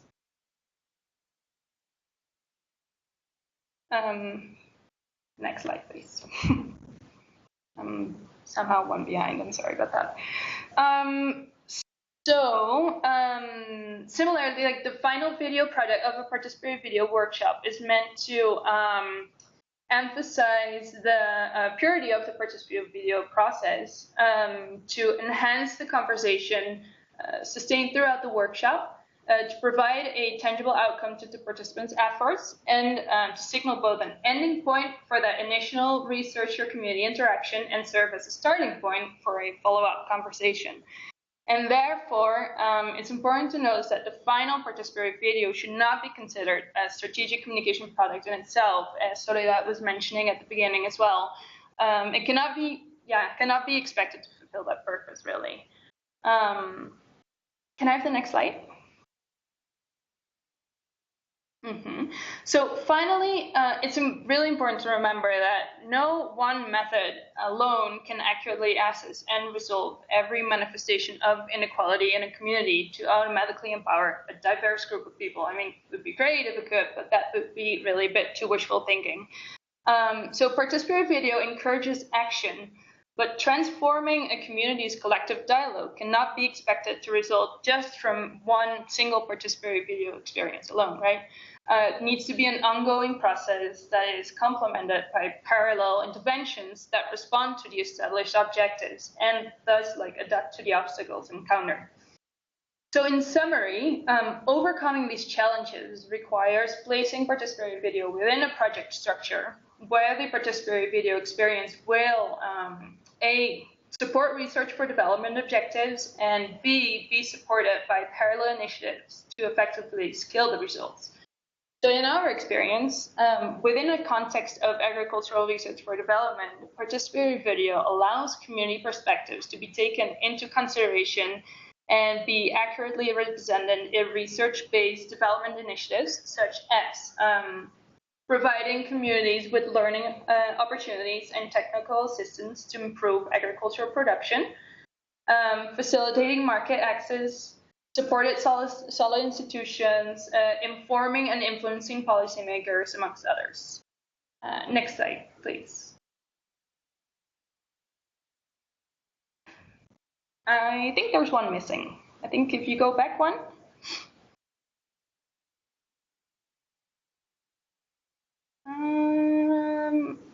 Just go to the end, it's fine, sorry.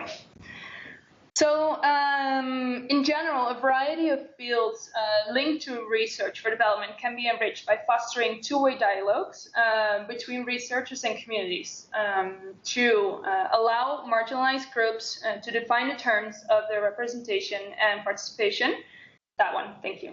To encourage project ownership and the adoption of new technologies and practices, explore and expand traditional social roles. Please stay on this side. This is the good one. So yeah, explore and expand traditional social roles and learning processes, and consider new additions to the collective dialogue. In our opinion, perhaps arguably one of the greatest contributions participatory video can make to a research for development project is by promoting an approach that views development as a shared conversation and recognizes communication, learning, and empowerment as processes to be nurtured rather than as static outcomes. Thank you so much. Back to you, Peter. Thank you, Manan and Shadi. I think if you compare this to many of the other webinars that we've been featuring here with the GFAR, the communications webinars, where we very much focus on the end product, using communications for advocacy and awareness. This nicely illustrates, I think, how the process itself can be at least as important as the end product. Well done. Sorry, you can unmute. You're up next. So we now cover different aspects on the what and the how of participatory video using experiences in Africa and Central America. Now, for the last part, Soli will share the Insight Shares experiences in Asia. I remind you that during this presentation, we will do a small experiment, something we haven't done before in our webinars, and we show a short 4-minute video. We thought it would be useless to have a webinar on participatory video without showing an actual video. Now, this is an experiment. In this test we did yesterday, it seemed like there might be some issues if your computer does not have an up-to-date Flash player. Now, the moment we launch the video, you might get an error message on your screen saying the video cannot be displayed and prompting you to upgrade to the next version of Flash Player. But please don't. Just wait. As the video is only for 4 minutes, you will see the rest of the webinar once the video ends, and the error screen will disappear. So here we go. Sorry, back to you. Great, thank you, Peter. Yeah, and just to say, if anyone has that problem, I'll post also the link to YouTube so you can watch the video later, hopefully. As Peter said, I really thought it was important to share a little bit of a video. And because they asked me to share some experience of inside sharing in Asia to complement and cover the different regions of the world, I'm going to share with you a project we've been supporting from 2015 in Northeast India, particularly in Garo and Khasi Hills and Nagaland, working with indigenous people in diverse communities, in 9 communities, and training specifically young people to document their traditional custom, food systems, agricultural practices, and beliefs for different purposes. Initially, there was one specific goal and aim in this project, which was to screen some of those videos in the International Terra Madre conference, but also to use that opportunity for supporting the communities to look at their practices, their traditional food systems, and support their struggles for food sovereignty. So I thought first let's watch a little video to summarize the work, and then I'm going to talk about some of the impacts and the expectations of those young people for the future. Very good. Charles, if you could stop for a moment. Thank you. The presentation, let me see if I can bring up the video. There we go. Sorry, you can also mute if you please. Voila, and we're ready to go. So remember, if you cannot see the video, just stay online, and in 4 minutes we'll bring the webinar back.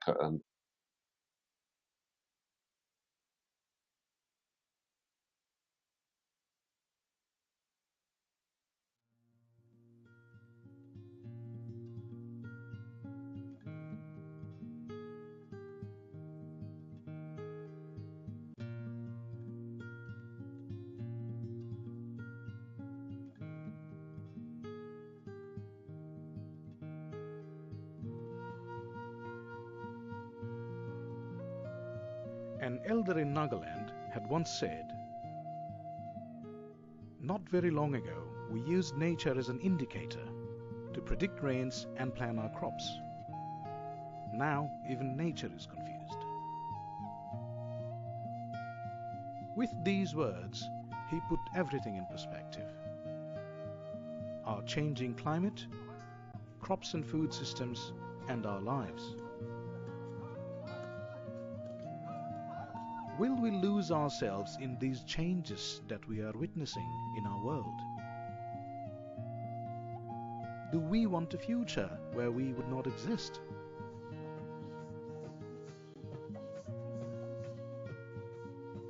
These are some of the questions that we, the community filmmakers from Meghalaya and Nagaland, have tried to address since we began work in 2014.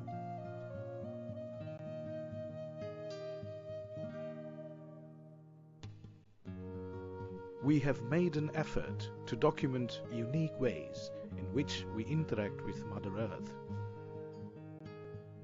We have spoken with our communities and our elders about our cultures, foods and agricultural systems, and how these form the core of our existence. We also spoke with them about change and how we could cope with it. Our peoples have called these films that we have created archives of our land, life, resources and culture, and have blessed them in the screenings that we organized in our villages.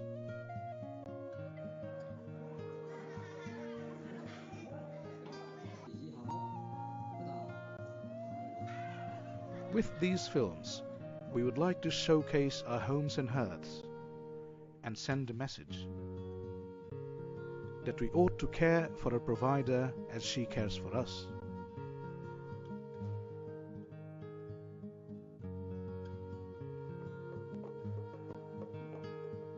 We cannot stop change. However, as stewards of our land and resources, we can certainly influence its course for the future we want.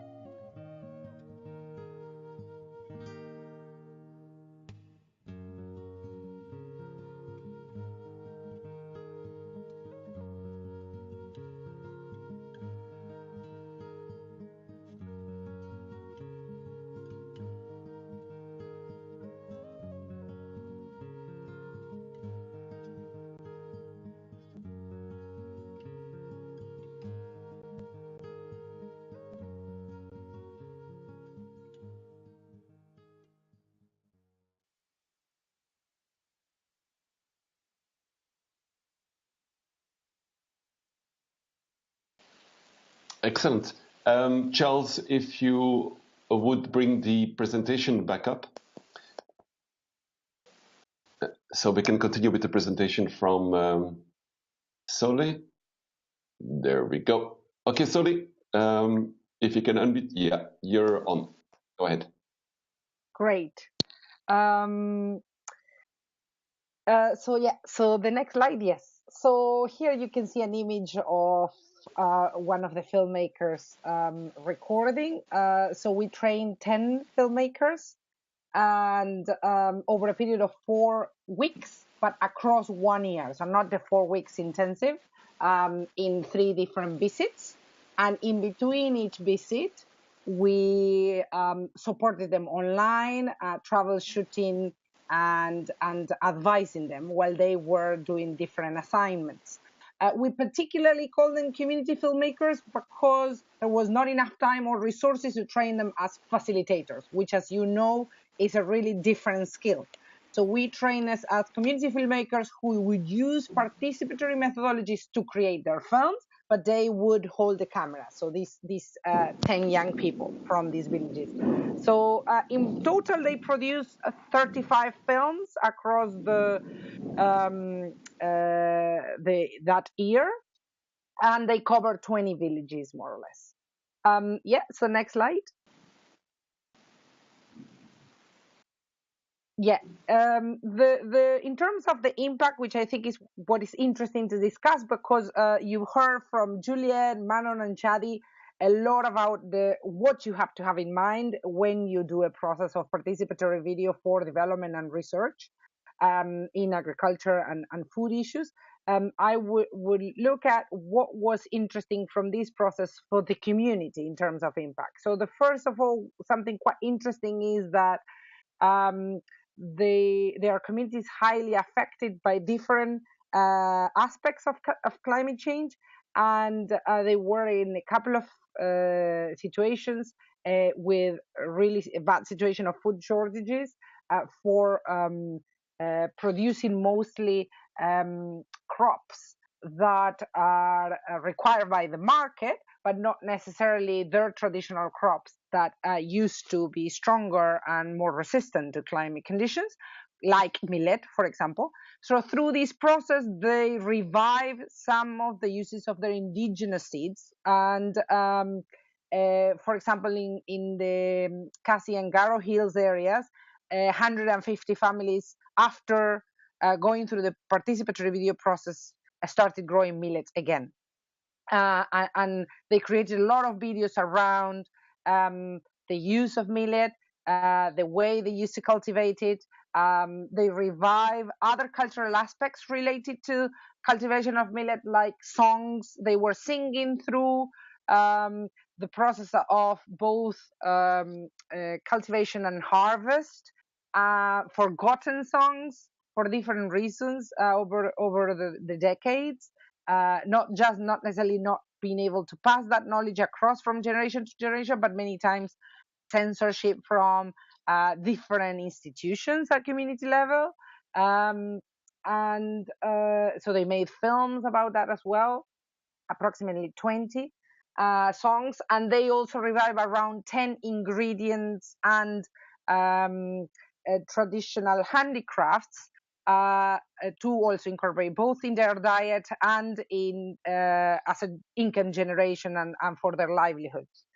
The other key thing that happened is that they screened the videos not just so initially the funding and the process was geared towards the Indigenous Terra Madre conference that some of you may know, and was being hosted in the region. So it was quite crucial for the organizers. They were really keen to have local voices into the issues and not just the international voices on food sovereignty. And so that was achieved. Their films created discussions around the different issues across the conference, on top of having a parallel screening event just for ongoing screenings. But at the same time, what was interesting is that early this year, the Deacon Development Society hosted for the first time a national community media award around India, and 3 of the young people from Nagaland that we trained presented one of their films on millet. If you want to watch it later, I give you the YouTube channel. It's called Millet Securing Lives, and they won the first award. So that was really important for them. So this is just to illustrate that participatory video can both have impacts in terms of the specific issues you're working on, like, for example, uptake of innovations or work around traditional food systems, as much as looking at supporting those young people into having enough skills to produce videos that can be used for multiple purposes and can win awards. Yeah, so next slide. So I wanted to read to you a quote from another young person that was quite interesting in terms of personal behavioral change. He told us, until this project, I had never practiced gardening or farming at home. And now I have started growing my own food to encourage my children and neighbors. So also was really interesting that both the filmmakers we train and the communities around them had personal behavioral change in different issues through that process. Yeah, next slide. Here you can see the young people making their own films, in the sense that we had enough time to train them even to the step of editing, so editing together. And some of the hopes for the future for them, and Charles, you can keep passing the other slides that have photos, are really interesting, in the sense that some want to keep using participatory video for researching deforestation issues and water scarcity issues. Others want to use it as an educational tool, because a lot of them don't access schooling in that part of India. Others want to use it to influence policy on issues around food, preserve traditions, explore how they can support the communities for more income generation through reviving traditional food. And others also to look at community solutions to adapting to climate change. So you can access in their YouTube channel. I'll also paste it in the group chat. All the videos they have produced. They have their own YouTube channel. They keep producing videos, and that's quite interesting process. And yeah, in the last slide, you'll see who were all the partners of this process. Was led by the Indigenous Partnership for Agrobiodiversity and Food Sovereignty, with, as I said, Indigenous Terra Madre Conference in mind, and NESFAS and NEN as other key partners in terms of the logistics and the delivery alongside InsideShare. So this is a little bit in a nutshell the project. I know there is now the important aspect of answering questions from you, so I'll leave it there. But if you want more information, you can also go to our website to check specific about this case study more. And as I said, I'll post you now the YouTube channel. Excellent. Thanks, Sole. We have quite a few questions coming in from the participants. I will pitch some of the questions to specific presenters, but this is a call to all of the presenters. If you want to intervene or add to one of the answers from the presenter I pitched the question to, please unmute and pitch in your input. I'm starting actually with one of the last questions first that came from Boogie in Asia. And it's a question about technology versus content and somewhere technical quality of output. And I would like to pitch this one to Sole. Now, looking at the video that was shared here in this webinar, do we need or do we require sophisticated tools to develop videos always? Or is it possible to develop videos using simpler tools, such as a mobile phone, as many vloggers already use in recent times. What do you think? The tools and the learning curve to acquire the technical skills to use those tools versus quality of content. Go ahead, Sole. I think you have to really look at your aims and goals, what you want to achieve in your program or project. And it's really different if the main need is to understand, for example, purely research, to understand people's perspective on an issue. And the audience are going to be mostly local and, of course, your research community. You don't need to look at so much quality. You can use really simple technology, be it on a phone or many others. Although today a lot of phones and tablets have high definition video recording, so you can still create something really powerful. But you can definitely use other technology that is not a fancy video camera. More and more these days, we depending on the location and what is appropriate technologically wise in that location, we are also using tablets, for example. In some of our projects recently, we use iPads with extremely good outputs. So I don't think so much the equipment is the issue, is more looking at your aims, who's the audience. It's really a difference if you are in an advocacy process where you want a lot of people to watch your video, and you need high definition outputs for big screenings, for example, in UN conferences, than if it's another one, the audience. Yeah. So I do feel like you saw the quality of the footage from India, and they use HD cameras, but small ones, the ones that appear on the photos, and they created really good outputs as well. And those cameras are not as expensive as professional cameras, the big chunky ones. So you have to look at that, your aims, expectations for the product and the process, and then based on that, select what kind of technology you will use. Yeah, and indeed, and I think as technology evolves with the high definition recording capabilities of mobile phones and tablets, and things that even tools, mobile phone tools that farmers use, or our participatory video contributors use, that quality difference over time has become more and more narrow.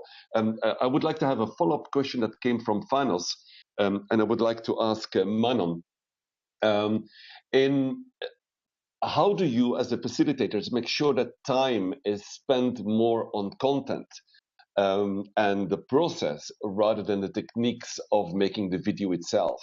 So concentrating on the process and the content of what you do versus the actual technical push button difficulties. Go ahead, Manon. Yeah, time is a very interesting concept just to start off with in general. I mean, the way that I might see time might be completely different than the way a farmer community in Nicaragua sees time. But the way we do it is like at the moment when we design the methodology, we have very specific exercises that are very only aimed at understanding the technology of the camera. So they're really just aimed at playing and just like fooling around with the camera, pushing the different buttons, etc. So they have no aim of gaining any content for us. Whereas other exercises are really just aimed, and I'm saying, for example, what we mentioned before, the resource mapping or the ranking, those exercises are really aimed at the content.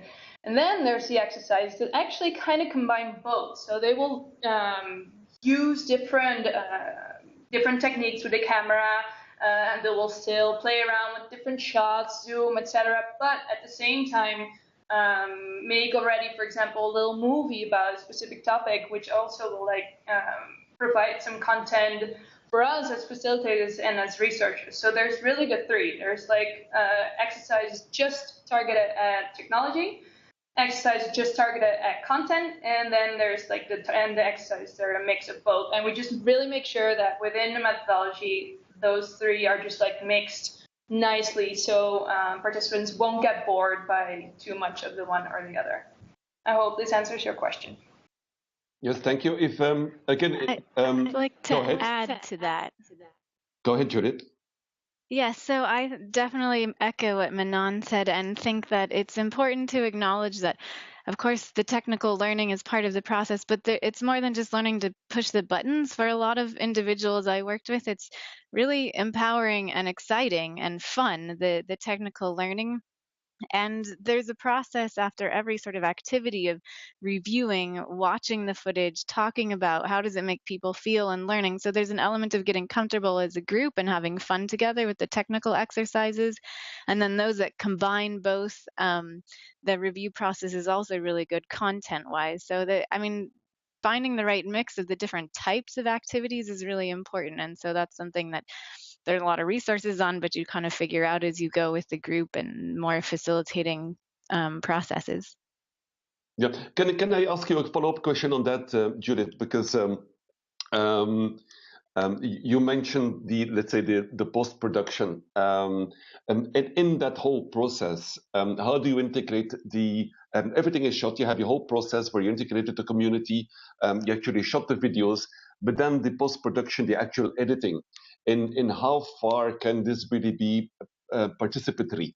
And how do you involve people in creating the actual video output product? Go ahead, Juliet.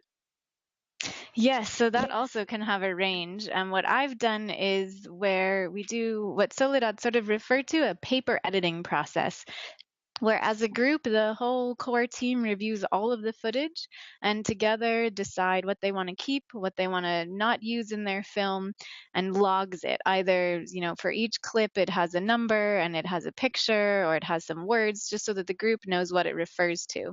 And so that usually takes about a day of going through, depending how much footage there is, of logging all of the footage and then returning to the storyboard and saying, okay, this is initially what we thought we wanted to film in the order. Now we know what we have. Let's lay it all out. So all those pieces of paper then get laid out literally all in a row in the order that people want them. And then a team who is comfortable with putting it into the computer puts it all together. And then the next day it's another watching it. How does this work? Getting the feedback. So that's one way to not have to train people how to use the computer per se, all of the participants, but to have them all be involved and come to a group consensus on what the actual final film will look like.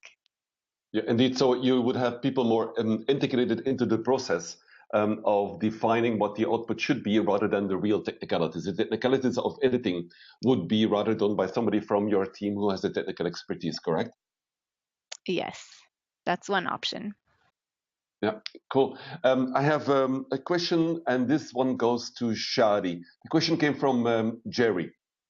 Jerry says, I have had the experience of hosting a participatory video project, but my major hindrance is the number of people participating.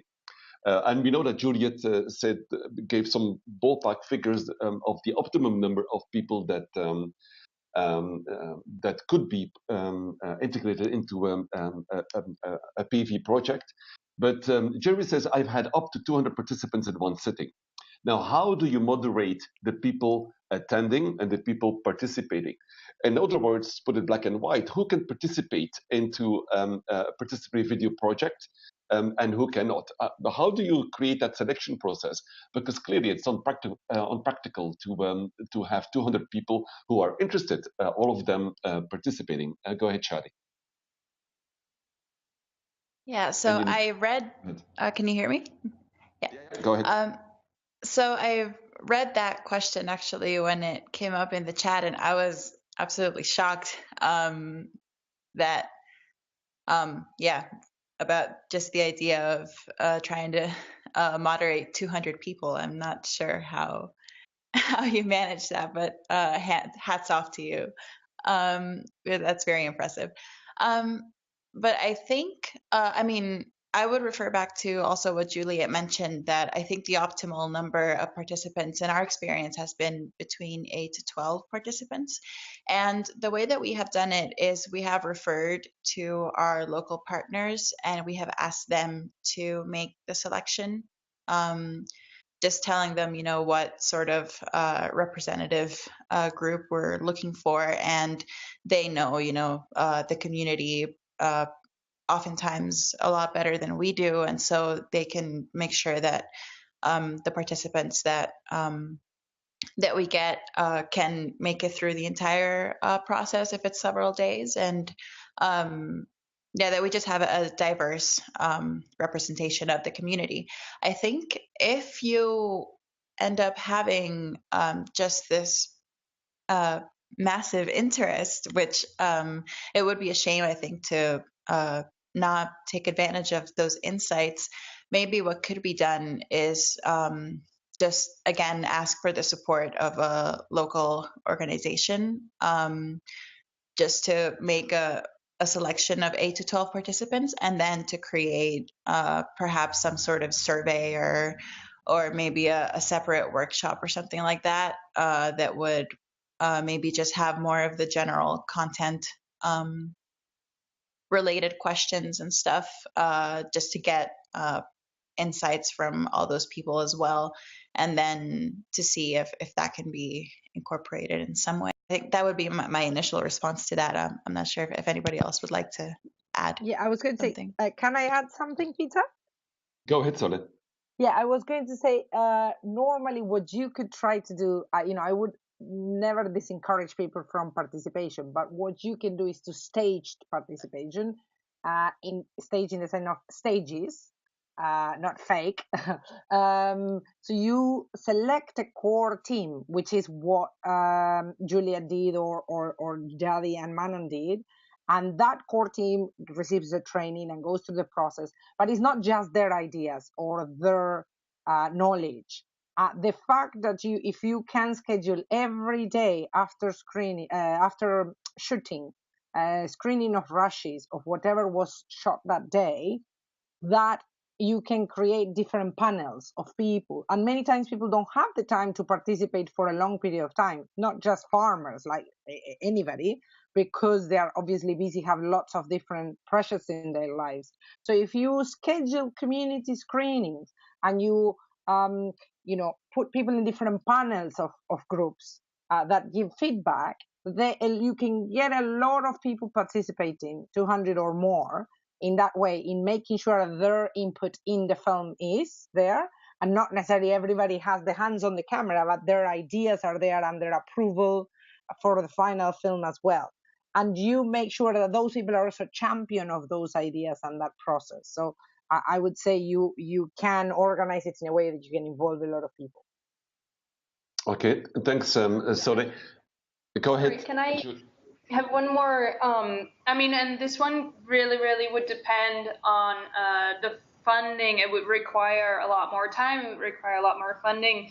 But let's say if you would think this is such an amazing community to work with, it would be completely worth it.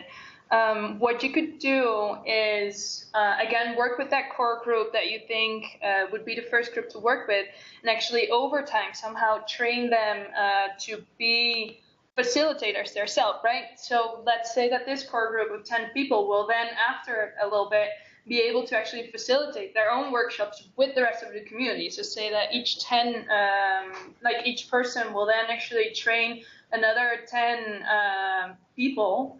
Like this way you can, in the end, you can reach actually 200 people. But like I said, this will take a lot more time and therefore also more funding. So it really depends on whether it's possible, yes or no. Yeah, and I would like to switch to Nelson. Nelson, if you're online, on the issue of funding, and we had a question coming in from Laura, and I want to pitch it to you, Nelson, because Access Agriculture has been quite on the forefront on participatory video, and you guys had a number of international awards. So you must be looking at ways to attract funding and donor interest. So Nelson, if you could unmute. The question from Laura is related to funding. I often work, she says, with smaller nonprofits that are unable or reluctant to invest in participatory video. Can you provide advice as to where to look for funding for appropriate grants or ways to creatively fund this kind of a process? Go ahead, Nelson. Thanks, Peter. The access agriculture experience is that, there are various stages to this because we engage in video production, translation, and dissemination. The videos on our website are not all funded by Access Agriculture, but some of these videos are from stakeholders who have mobilized their own resources to produce those videos. What Access Agriculture does is just to vet them for quality that we try to uphold on our website. So in that sense, we do not fund all the videos that we have uploaded on our website, but we also welcome stakeholders funded videos, provided they meet certain quality criteria. But we've had quite a lot of interest from partners funding the translation bit. I mentioned the case of Equity Group Foundation, one of the most successful banks here in Kenya, also interested in the agricultural sector, who has really partnered with us in order to enable translation of specific access agriculture videos into key local languages. We've also had similar interests coming from across the board in other countries of organizations or groups offering resources in order to facilitate translation of videos. So I think this is a demand-led thing. Once stakeholders or groups identify with a particular video that suits their interest, they would be willing to pay for it. Indeed, our own research in the field with the farmers we have worked with indicate that most of the farmers would be willing to pay for the videos if it suits their purposes. So I think it's an issue of demand. Once stakeholders identify with the video, I think they would be willing to quite an appreciable extent to invest in its production or in its translation into their own languages or in dissemination.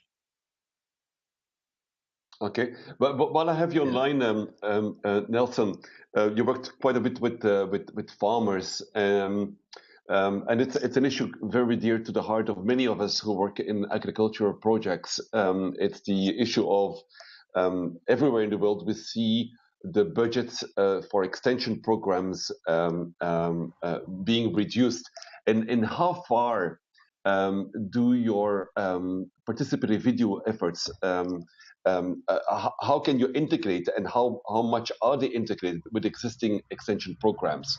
Can you give any examples of success stories, how you integrate what you create with the farmers together with extension programs? Yeah, indeed, the dwindling budgets for agricultural extension programs is one of the justification for using participatory videos in extension. In African countries, for example, we are all aware that the structural adjustment programs hit very hard budgets for extension. But that again heralded what is popularly known as pluralism in extension in terms of the actors, the extensionists, and the methods of extension. And I think in our case, access agriculture videos are really filling a void that public extension agency cannot be able to provide. And in that sense, we are partnered with for example, in Kenya, we are partnering with GFAR, Kenya Farmers Association, in order to produce videos for extension. We are also in partnership with AFAS, African Forum for Agricultural Advisory Services, the continental agency that is trying to coordinate issues to do with extension and agricultural advisory services. So I would say that we've had reasonable success partnering with a number of farm organizations in order to produce videos that they demand, and thereby filling quite a void in extension, because public extension service in many countries are quite moribund due to reduced funding. And a number of NGOs, farmer-based organizations, and other development partners are coming in to fill in that void. And access agriculture videos are being used in order to facilitate that process. Thanks. That's what I can say in regard to that question. Yeah. Thanks, Nelson. And the last question, the questions which we are unable to answer during this webinar, we'll pitch to the presenters and will provide in a follow-up email. But the last question from Olivia that links somewhere our webinar on participatory video, where we show that the process to achieve the end result is probably at least as important as the end product, is how to marry somewhere a participatory video to advocacy. So Olivia says, and Julia, this one comes to you. Is it possible to use participatory video approach to amplify an advocacy issue that has emerged in land-related issues, for example? How best can we make an advocacy participatory video? Go ahead, Julia. Yes, I think it depends a lot on what the participants want out of it. So I think to me, it's following their lead and then understanding the opportunities or the constraints that the project or program you're working within allows for taking things a step further. In the videos that we've done, there's been an element of advocacy that the participants and farmers themselves pushed for having audiences with district decision makers, making sure that their film was screened and asking for some very specific things from leaders in their communities, from the forestry departments, certain kinds of training and information and ways of managing their programs differently. And I think it really depends on what the resources are to help facilitate that to happen. There are also opportunities really to reach more broadly, to try to sit with some of those people behind the desks, like Sole showed in her first presentation, to get them involved in the process so they have a bit more buy-in, if that's a possibility, to have some TV or radio station buy-in, to really be able to leverage social media as well, really depending on the topic. And I think it might be interesting to hear a bit more some of the specific examples from InsightShare, because they've done some more advocacy work with some of their participatory video processes. Oh, you're pitching it back again. Yeah, I'm throwing it back. No, it's fine. I didn't want to interrupt because I don't know if how long we can go. I would love to keep chatting for hours. I was just posting in the chat an example of a recent piece of work. We've done a lot of work on participatory video in advocacy over the years in really different issues across the world, but this is a recent example of 3 key issues where Transparency International was working in Ghana, which was land rights, women's empowerment, and corruption. And we work with widows in Ghana to document a process that has a component of land grabbing and a component of the need for behavioral change on certain cultural practices of what some communities do to women when they become widows, which they officially dispossess them from their land. So that's a really interesting example. And actually, that's the one I was thinking when I was talking about the use of iPads. We did that process fully with tablets, and the women unbelievably took on to all the technology and created an unbelievable film that is being used both at local level. Of course, the main aim initially was local audiences, local decision makers, as much as national in Ghana, but also then Transparency International, the women gave consent for that, started to use it also for international audiences.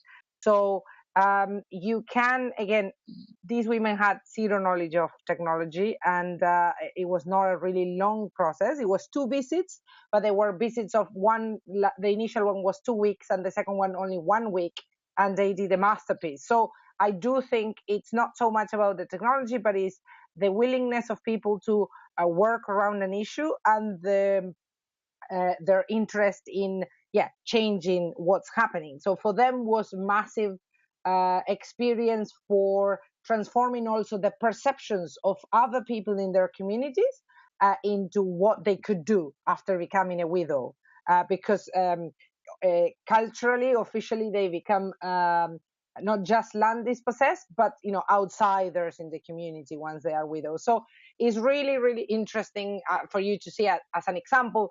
It's quite different aims than when we work also quite a lot on farmer-to-farmer sharing of innovations and agricultural extension.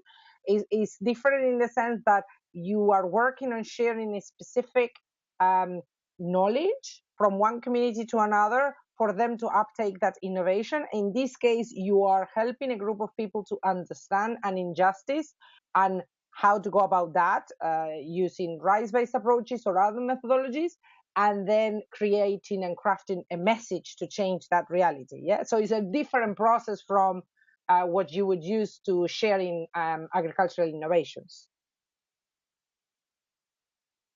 Thanks, Sole. We have a number of questions which are unanswered, for which I apologize, but we will live up to our promise to tackle all of the questions. We are noting down everything which has been unanswered, and we'll work with the presenters to, in a follow-up email within a week, to provide answers from the presenters. With this, we are coming to the end of the webinar. The first stage will be to get the link to the recorded video, a list of resources that we have mentioned or that you have asked for during the questions, and a link to a Dropbox repository where you can download the presentations.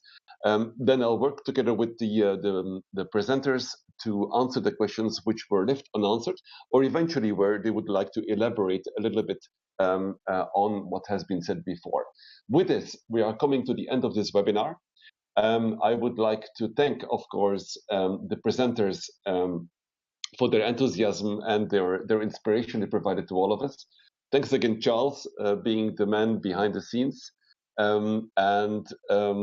I would definitely invite you to the next webinar we're going to have on farmer and rural radio and community radio in June. And as you have subscribed, I will send you an email once the announcement blog post is out. With this, thank you very much, everybody. We have conquered the technical challenges. Thanks for your engagement. Thanks to the presenters and Charles, and we'll see you in the next webinar. And you will hear from us in the follow-up emails. Thank you very much, everybody, and see you on the next one. Bye.